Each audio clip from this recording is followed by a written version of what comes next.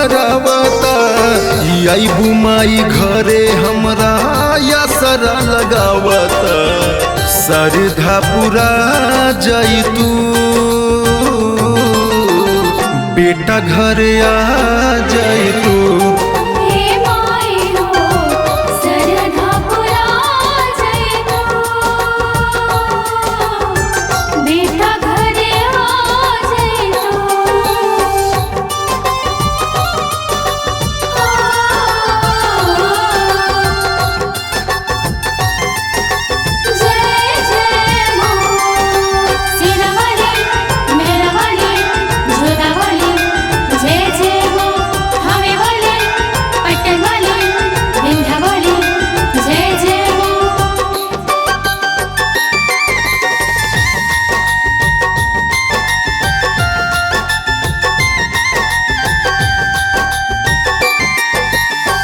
तोड़बू नयास करबू बेटा के निराश हो 9 दिन रखले बाटे बेटा उपवास हो।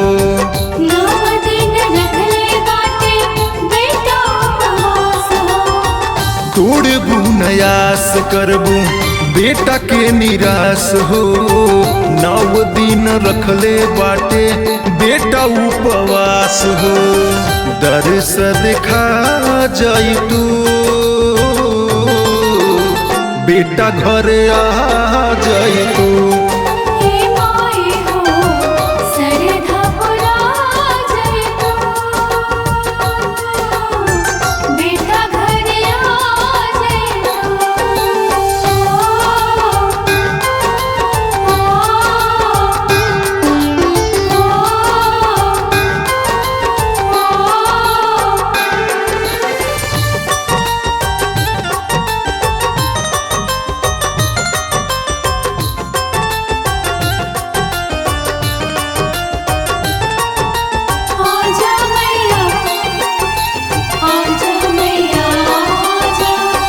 करता सुजीतवा तोह से गुहार हो एक बारी सुन ले तू बेटा के पुकार हो।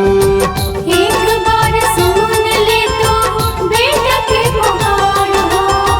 करता सुजीतवा तोह से गुहार हो एक बारी सुन ले तू बेटा के पुकार हो।